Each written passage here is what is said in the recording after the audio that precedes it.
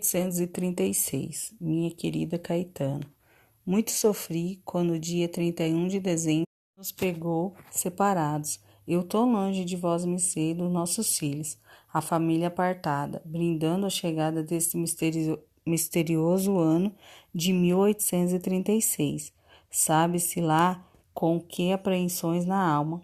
Pensei em você, nas irmãs e nas meninas, todas reunidas na estância, e espero que, mesmo sem nós, tenham feito lauta ceia e brindado para que a sorte nos acompanhe nessa jornada.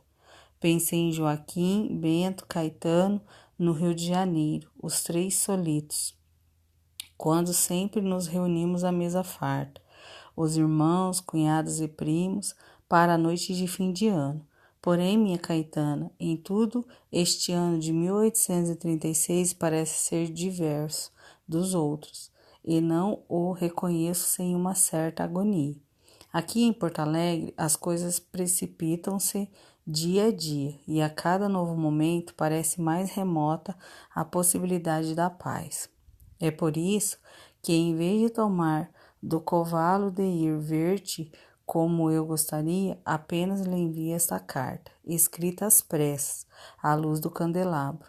Nesta modorrenta madrugada de janeiro, faz muito pouco o conde, sempre cortês e gentil, nos seus modos e sentimentos, deixou cá comigo uma poesia que copiou do próprio punho, para que eu a envie junto com esta. Assim que és que Tito manda as suas lembranças, minha Caetana. No início deste janeiro, após muitas confusões ocorridas nas reuniões da Assembleia, o presidente interino desta província, o deputado Marciano Ribeiro, enviou oficial a Araújo Ribeiro, convocando-o a comparecer à Assembleia Legislativa, para que tome posse do cargo que é seu, pois os dias mais tarde chega-nos a notícia de que tal Araújo Ribeiro tomara posse em Rio Grande, um insulto que não se pode engolir, e mais, minha cara, sendo que estas são as primeiras coisas que sucederam neste ano, mas não ainda as piores. Meu tocaio, o infame Bento Manuel, finalmente mostrou suas garras, reúne tropas em São Gabriel para pelejar em nome do imperador, e diz que só obedece às ordens do presidente nomeado pela corte. Estamos toda à espera dos fatos que certamente vêm por aí. Já começamos a tomar medidas, a fazer reuniões de comando para o caso de a guerra realmente acontecer. Decidimos, no entanto, não tomar quaisquer atitudes até a data de 15 de fevereiro, quando então, caso Araújo Ribeiro não volte atrás em seus hediondos atos, começaremos uma guerra em nome desta província e da sua muito honrada gente. Os homens aqui dizem que a guerra tem data certa. Onofre está ansioso por batalhas. Não posso me esquivar a esse fato. No entanto, meu temperamento comedido me faz esperar sem sobressaltos, nem vão anseios. Dentro de um mês saberemos o rumo que tudo isso há de tomar. Cara Caetana, sei que essas notícias que ora lhe dou hão de deixar inquieta sua alma. Peço que tenha calma e que reze por essa terra e a sua missão de informar esses fatos a outras da casa. Mas que não se assustem, nem temam. Os outros estão todos bens. Ainda há pouco comemos junto um gordo churrasco. E outras coisas trate junto com Antônia da venda de uma ponta de gado e envie parte desse dinheiro aos meninos no Rio, caso seja necessário. Quero que eles estejam preparados para voltar ao Rio Grande. Fique com meu carinho e o meu amor. Bento Gonçalves da Silva, Porto Alegre, 20 de janeiro de 1836. O fim daquele mês de janeiro demorou muito para gastar-se, escorregando-se em dias azuis de calor intenso, nos quais o céu mostrava-se impávido, sem nuvens que trouxessem um refresco ou uma promessa de chuva. Os primeiros dias de fevereiro vieram carregados de nuvens negras, baixas, o campo perdia-se em nebulosidades. Ao anoitecer, e uma inquietude ainda maior assolou as mulheres da estância. A carta de Bento Gonçalves espalhara ali entre elas uma angústia muda e crescente. Quiseram rever os dias de sol, quando ainda haviam graça dos banhos na sanga, dos passeios de barco com Dona Antônia pelas margens do rio Camaquã, do suco fresco e espumoso que sorvia em grandes goles quando chegavam das cavalgadas, a pele úmida de suor. Com o tempo feio de fevereiro, um calor ainda mais pegajoso agarrou-se em tudo. As crianças choravam pelos cantos por qualquer coisa. Dona Ana tocava longas horas ao piano para espantar os silêncios, cheios de sussurro dos entardeceres sem sol. A negra Chica ficou dias sem leite, mas logo depois, com os cuidados e as simpatias feitas por Dona Ana, voltou intacto e o seu manancial. A vozinha chorosa de Ana Joaquina aquietou-se, afogada naquele líquido branco e espumoso que a deleitava e a apaziguava. Marco Antônio e Leão fugiram numa manhã tempestuosa, porque na noite anterior tinham decidido ir em busca do pai e unir-se às suas tropas, ainda antes da falada guerra. Não queriam mais restar naquela casa com tantas mulheres medrosas, vendo a mãe rezar horas e horas para a Virgem, pedindo vitórias e zelos. Quando tudo o que o general Bento, o grande e forte guerreiro e pai, necessitava era mais espadas para atacar os imperiais. Era ainda muita manhãzinha quando os dois escorregaram da cama e vestiram-se sobre os pijamas um agasalho qualquer. Leão, por ser um ano mais velho, ordenava o silêncio e o cuidado, com medo de que uma das negras que dormia no quarto ao lado fosse alertada pelos ruídos. Deslizavam pelos corredores assombreados e atravessaram a cozinha na exata hora em que Dona Rosa saiu do seu quarto, mas não há tempo de ver os dois fujões, que ganharam o pátio correndo e conseguiram driblar a atenção de Negro Zé Pedra, que estava sentado num tronco muito silencioso, esperando o dia raiar para começar o trabalho. Sumiram no capão, levaram consigo um pequeno farnel com o resto de lanche da tarde anterior, um pedaço de pão sovado e 2 laranjas. Logo, Marco Antônio começou a reclamar de fome, e Leão, no alto dos seus 11 anos, proclamou contrariado: "Um bom soldado não reclama de nada, tome aí esta laranja." Vendo o irmão menor chupar com gosto a fruta, achou que não havia mal nenhum em se servir também. E foi assim que a tempestade os apanhou, chupando laranjas, agachados num canto qualquer. A água rapidamente começou a formar poças no chão. Os meninos avançaram com dificuldade, pois chovia muito. Um manto d'água derramava-se do céu. Promessas de tantos dias de nuvens negras. Marquito era assim que Bento o chamava. Quis voltar para casa. "Podemos procurar os exércitos do pai amanhã?" argumentou parado no lamaçal, os cabelos pretos escorridos de chuva. "Hoje ainda não é o tal dia 15, Leão. Vamos amanhã, quando estiar." Leão achou alguma lógica no pedido do outro, mas como não podia mais recordar para que lado ficava a casa e não queria dizer ao irmão desse seu esquecimento, respondeu apenas: "Eu sou o coronel, Marquito. Vosmecê é apenas um tenente. Eu é que mando e nós vamos prosseguir.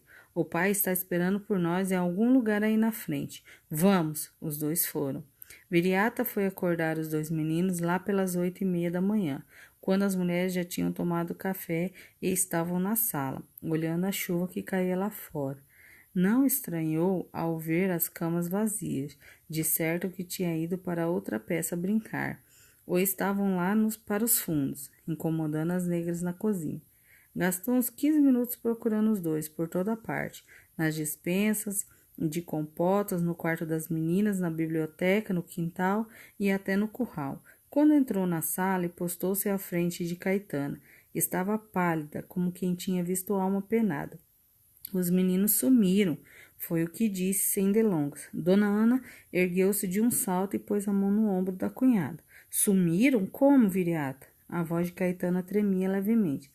Devem estar por aí, brincando na chuva. Esses meninos têm muita energia. Eu sei, criei 2 moleques, interveio Dona Ana.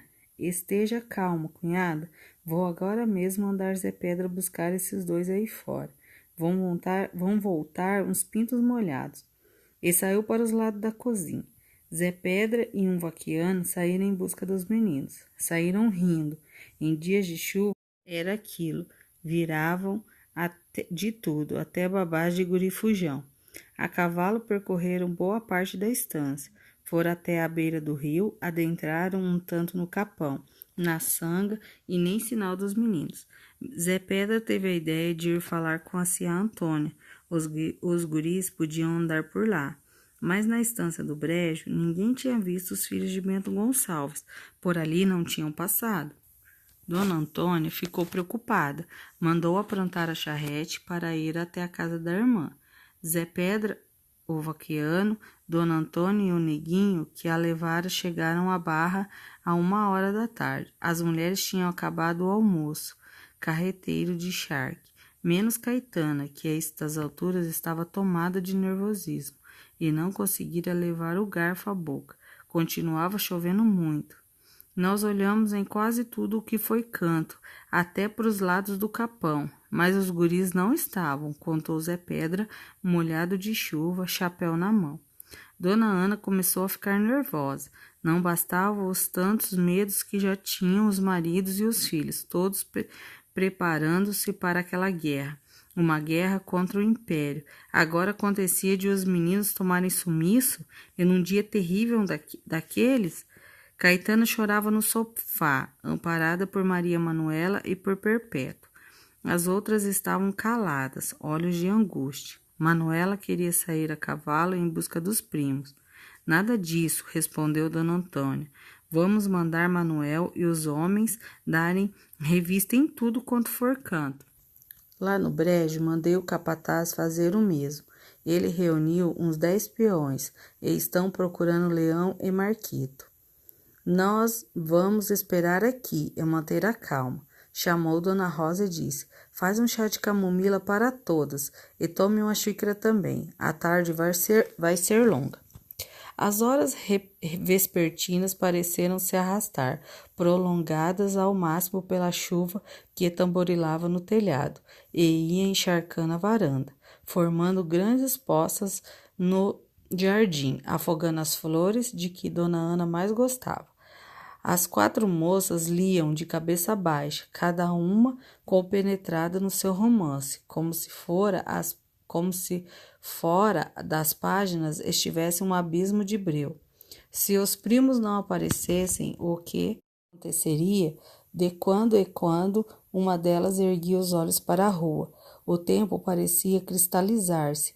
A tarde era um sem fim daquela mesma luz opaca, daquele céu gris que pairava tão baixo, quase tocando a copa do ambu, que ficava em frente à casa. A chuva espantara os pássaros e um silêncio pegajoso derramava-se sobre tudo.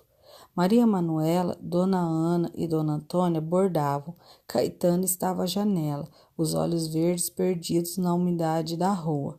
Estavam úmidos também. De quando em quando ia ao quarto ver como andavam as meninas. Com o sumiço dos 2 filhos, o amor pelas pequenas pareceu-lhes que multiplicava. Via nelas belezas novas. Era como se estivessem desabrochando no espaço daquele dia, para ocupar-se da angústia do que assolava. Teve saudade de Bento e sentiu raiva da guerra, que a privava de sua presença e à força. Bento já teria achado os filhos, sim. Ela tinha certeza. A tarde, tendo findado tão lentamente, trouxe alento ao anoitecer. A chuva estiou, era agora apenas uma bruma espessa que se grudava em tudo e roubava os contornos das coisas. As moças foram para os quartos tomar banho, trocar de roupa para o jantar. Dona Ana fazia questão de tudo seguisse seu ritmo normal. Quando se perde o tino de uma casa, nada mais está sob controle no mundo. Dizia sempre e repetiu isso, quando mandou as sobrinhas irem preparar-se para a ceia. Rosária ainda ficou um tanto de tempo fechada no escritório, aqueles momentos mágicos que davam certa razão aos seus dias. Mas aquele anoitecer o encontrou com o jovem oficial, teve o mesmo gosto das outras vezes. Pensava nos primos, na umidade lá de fora, pensava nas cobras, nos bichos perigosos, nas sombras noturnas. O uruguaio parecia mais difuso. Era como se a chuva lhe tivesse roubado o viço das cores, e seus olhos verdes tinham um brilho nebuloso do céu encoberto.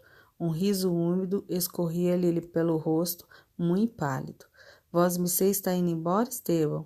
Preocupou-se. Será que sumiria até a completa desaparição?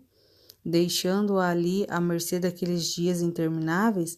Vosmecê não quer mais vir me ver? Não, está nada certo, minha querida. Sua boca moveu-se lentamente, como num sonho. La lúbria meseja a si. No entanto, sabia que a angústia no rosto bonito da moça tinha outra razão. Não estás preocupadas? Luís de Coronel apareceu e los vi. Depois soprou um beijo e foi rolando pelo ar até tocar o seu colo, como se uma coisa viva. Rosário permaneceu quieta, emocionada com aquele gesto, com o frescor do beijo, que ela podia sentir entre as rendas do decote. E Estevão foi desaparecendo lentamente. Era como se mergulhasse para dentro da estante, desfazendo-se entre os livros como em nuvens, que já derramou toda a sua chuva. Por fim, Rosário ficou sozinha. Quando deixava o escritório, a mão tocando o colo onde ainda podia sentir a morneza daquele carinho, cruzou-se com Mariana, que vinha vestida e penteada. Os meninos já apareceram? Perguntou. Mariana fez uma cara amuada. Ainda não, disse. Caetano está chorando no quarto. A mãe foi lá ter com ela. Estou indo pedir que Beata lhe traga um chá com bastante açúcar. Quem sabe a pobre se acalma. Esteja tranquila, Mariana. Eles aparecerão ainda hoje, falou Rosário, com uma certeza que espantou a irmã. E depois disso, levemente envergonhada, correu para o quarto a fim de fazer seu toalete. Mariana deu de ombros. Rosário andava esquisito ultimamente. Zé Pedra, Manuel e os outros peões voltaram para a estância às 8 horas, sem notícia dos meninos. Dona Ana cogitava se era certo enviar por um dos homens uma carta a Bento, alertando-o sobre o desaparecimento dos filhos. Esperamos até às 10, disse Dona Antônia, decidida. Se não aparecerem, mandaremos Zé Pedra com o bilhete. Por enquanto, deixaremos Bento com as suas dores de cabeça, que já tem. E depois, com voz morna, ajuntou: meus homens ainda não chegaram. Quem sabe encontraram esses dois guris? Manuela andava por ali, olhando tudo com os seus vasos olhos verdes. A noite escura e úmida a oprimia. O pequeno regente estava encolhido em seu colo. Largue desse bicho, menina, ordenou Dona Ana. Agora é hora da comida, e não gosto de bichos dentro de casa. Além do mais, esse aí está cheirando a mofo. Manuela não retrucou a tia. Ela tinha os olhos de Bento Gonçalves, olhos que não gostavam de ser contrariados. Cearam num silêncio tristonho. Caetana ficou em seu quarto, sendo cuidada por Zefina. A luz dos candelabros parecia ainda mais lúgubre. Dona Ana tinha o rosto sucido e estava rabugenta. Era o seu modo de esconder a angústia. Reclamou com as negras, achou a carne dura, a abóbora salgada demais. Leve essa abóbora para a cozinha, Beata, e me traga algo que se possa comer, senão lhe sento logo uma surra, que estou pelas ventas. Beata saiu correndo com a travessa. Quando findava a refeição, foi que Neco e Miro Souza chegaram. Vinham empapados de chuva e com as botas cobertas de lama, mas traziam os dois meninos. Miro Souza, o capataz de Dona Antônia, trazia Marquito no colo, desmaiado. Leão vinha cabisbaixo, de mãos dadas com Neco. fungando e chorando baixinho. Sua estreia como coronel fora um fiasco. O tenente caíra numa vala e lá ficara, esparramado, enquanto a chuva derramava-se sobre tudo. Tentara salvá-lo, mas não tinha jeito. A vala era muito funda, estava-se anoitecendo. O pão que tinham levado desmanchara-se sobre a chuva. Marco Antônio já cessara de chorar. Havia muito quando os dois peões o encontraram. Leão ficara feliz, como se tivesse vencido a guerra, mas agora, chegando em casa e antevendo o castigo que receberia, já estava triste. A expedição tinha sido um fracasso. Foi um alagarido. Caetana beijava os dois filhos, acalentando-os, rezava agradecimentos. Mandou Perpétua acender 2 velas para a Virgem, tinha prometido. Dona Ana examinou os meninos. Leão estava bem, teria uma boa gripe. Tomariam chás, ficariam uns dias de cama. Só não se sento a mão, menino, porque vosmecê está mais molhado do que um pinto, ralhou Dona Ana, os olhos fuzilantes. Queria o quê? Matar sua mãe de susto? Já não basta essa guerra nos rondando, vosmecê sabe que dia horrível tivemos aqui? Eu queria ir com meu pai, respondeu Leão, de olhos baixos. Zefina levou-o para um banho quente. Dona Antônia examinou Marco Antônio, a testa ardia em febre, e ele dizia as coisas incompreensíveis. O que tem? Delira. As lágrimas escorriam pelo rosto bonito de Caetana. Será que quebrou alguma coisa? Será que chamamos Bento? Dona Antônia apalpou o menino, como fazia com as reses, de olhos fechados, para sentir bem os ossos. A voz estava calma quando ela respondeu.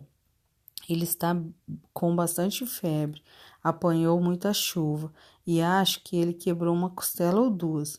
Amanhã chamamos doutor, porque hoje vamos aplicar-lhe umas compressas para baixar essa febre e vamos enfaixá-lo no peito. Dessa ele safou, Caetana. No dia seguinte, um médico das redondezas veio ver o filho de Bento Gonçalves e diagnosticou com pneumonia e 2 costelas quebradas.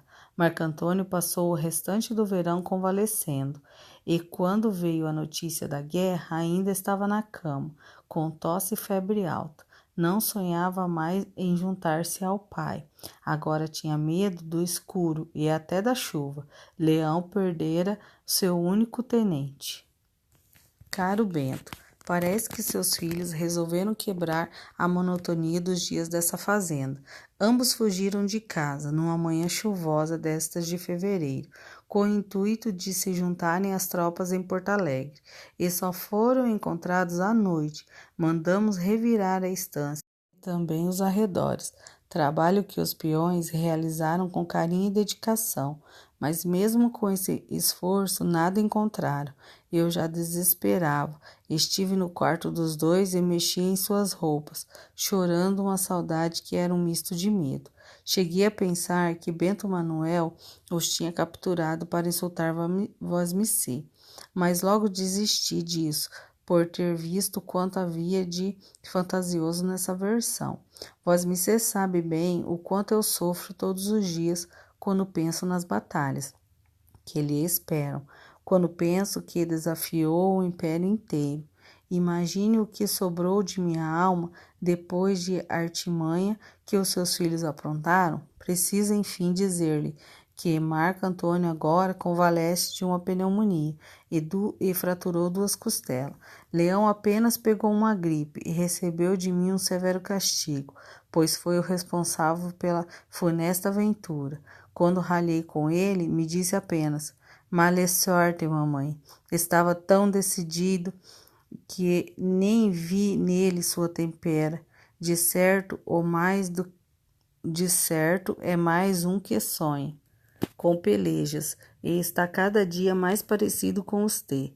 Até o olhar firme, ardente e o mesmo que o seu, Bento. Hoje, esposo, é dia 10 de fevereiro. Falta 5 dias para o prazo que os T's aguardam. E me pergunto se essa guerra é mesmo inevitável. Aqui na estância, comungamos todos da mesma espera e da mesma angústia. Há um clima de ansiedade no ar. Todos os dias acendo uma vela para a Virgem. Alguns peões já dizem às claras que, se a guerra estourar, juntar-se-ão aos seus afetivos. Dona Ana vendeu algum gado, a fim de estar preparada para alguma situação de emergência. Quanto a mim, já remeti a Joaquim o dinheiro que Vosmecê solicitou. Ele me enviou carta dizendo que na corte muito se fala da guerra que está por estourar aqui na província, e que Bento e Caetano desejam regressar brevemente. Joaquim manda-lhe carinhos e respeito, e deseja que Deus Nosso Senhor cavalgue ao seu lado. Diz também haver-lhe enviado uma longa missiva, mas como Vosmecê nada contou sobre ela, penso deve ter se perdido por esses caminhos tortuosos. Esta carta, caro esposo, que agora escrevo às pressas, segue junto com Manuel, que está de partida para Porto Alegre, a fim de realizar vários serviços e de comprar alguns mantimentos que já nos faltam. Espero de todo o coração que essas linhas lhe encontrem e que Vosmecê estejam são e forte, e que me enviem resposta o mais breve possível. Como Vosmecê sabe, neste ermo são poucas ou raras as notícias que nos chegam. Fiquem com Deus, com todo o meu afeto, sua Caetana. Estância da Barra, 10 de fevereiro de 1836. O dia 15 de fevereiro finalmente chega, sobre o sol abrasador, que se derrama sem descanso sobre toda a província. O prazo que Bento Gonçalves e seus oficiais estipularam está esgotado. Bento, da janela do palácio, olha as ruas desertas e ardentes. Seus olhos têm um brilho estranho, negro. José de Araújo Ribeiro não foi à capital para ser empossado pela Assembleia Legislativa. Não reconhece o novo governo. A guerra começa no Pampa, na cidade de Porto Alegre. Os revolucionários empossam o deputado americano Américo Cabral como novo presidente de São Pedro do Rio Grande. Os portões de Porto Alegre receberam patrulha redobrada na noite do dia 15 de fevereiro, e os sitiantes começaram a construir trincheiras para a defesa da cidade ocupada. Durante o dia inteiro não se vê ninguém nas ruas, e em tudo graçava apenas o calor hediondo e a poeira vermelha que subia do chão. O medo pegajoso grudava-se nas casas fechadas, nas gentes quietas que esperavam o primeiro ribombar dos trovões. A madrugada foi ventosa e assustada. Começou a vigorar severo toque de recolher. Muitos habitantes da capital resolveram fugir e abrigar-se com parentes no interior, onde se sentiram mais seguros. No dia 16 de fevereiro, o coronel Bento Gonçalves resolveu partir com as suas tropas para o sul da província. De lá envia o capitão Teixeira Nunes, com ofício intimado a Araújo Ribeiro a abandonar o Rio Grande imediatamente. Teixeira Nunes parte sobre um céu nublado e tenso, cinzento. Vão com eles mais 3 soldados de confiança. Estão assando um churrasco no acampamento e o cheiro de carne gorda se espalha por tudo. Isso passam-se 2 dias. No segundo dia, cai por muitas horas uma chuva fina e quieta. Na manhã do terceiro dia, Bento tomava o mate quando viu o ginete de Teixeira se aproximando, a galope, do acampamento. Vinha solito. Teixeira Nunes desmonta e vai falar com o coronel. Tem o rosto cansado e a barba por fazer. Conta que encontraram o Dr. Araújo Ribeiro acompanhado do brigadeiro Miranda e Brito, comandante das tropas enviadas pelo regente. Mesmo sendo um mensageiro, fora aprisionado juntamente com os outros. Por fim, Araújo mandou-o embora com um documento para que o entregasse na mão mesmo de Bento Gonçalves, chefe dos revolucionários. Os outros ficaram presos. Termina Teixeira Nunes, os olhos negros ardentes de raiva, mas voltarei para libertá-los. O coronel Bento Gonçalves entrega a cuia para João Congo e recebe o documento das mãos crispadas do capitão. Abre o lacre quase com fúria e lê o seu conteúdo rapidamente. Manda reunir seus homens, são 400 soldados munidos de cavalos, armas e uma boca de fogo. Algumas mulheres e crianças acompanham-nos e também achegam-se acanhadas para ouvir as notícias. Bento Gonçalves passa lentamente os olhos pelo rosto daqueles homens morenos, decididos e ansiosos. Então, servente grande quantidade de ar, lê em voz alta o documento que acabou de receber. Um súbito silêncio instala-se entre a tropa. Araújo Ribeira declara oficialmente a guerra contra os revoltosos que haviam tomado a cidade de Porto Alegre. Por causa desta guerra, derramaremos o sangue dos nossos irmãos. A voz de Bento Gonçalves ecoou pelo campo e bateu asas como um pássaro. Alcançou-se para o céu azul. Tinha tanta força que parecia entrar pelos poros de todos ali reunidos. Que Deus nos perdoe, mas haveremos de lutar contra esses tiranos, como se fosse cada um de nós. Houvesse 4 corpos para defender a pátria e 4 almas para amá-la. Os homens soltaram urras e tiros para o alto. O passaredo saiu em revoada. O capitão Teixeira Nunes tinha um brilho de lágrima nos olhos. Bento Gonçalves, Antônio de Souza Neto, João Manuel de Lima e Silva, Onofre Pires da Silveira Canto, Joaquim Pedro, Lucas de Oliveira, Corte Real e Vasconcelos Jardim começaram a organizar as tropas e a angariar fundos e soldados para a guerra, de instância em instância, de cidade em cidade. Os coronéis, majores e capitães do exército revolucionário tentam aumentar os seus efetivos. Em algumas cidades conseguem reunir 300, 400 homens, em outras ninguém se alista. Bento Manuel e outros comandantes imperiais fazem a mesma coisa, libertando presos das cadeias e obrigando-se a se alistar, e levando às fazendas cujos donos são imperiais. Os peões mais capacitados, a província de São Pedro do Rio Grande, divide-se em momento para o outro, em imperatriz e revolucionários. A notícia da guerra chegou à estância da Barra, na noite do dia 26 de fevereiro. As mulheres haviam acabado a ceia, estando assim reunidas na varanda, aproveitando a noite estrelada e fresca. Quando Zé Pedra, pedindo licença e sempre com os olhos fitos no chão, aproximou-se por ali.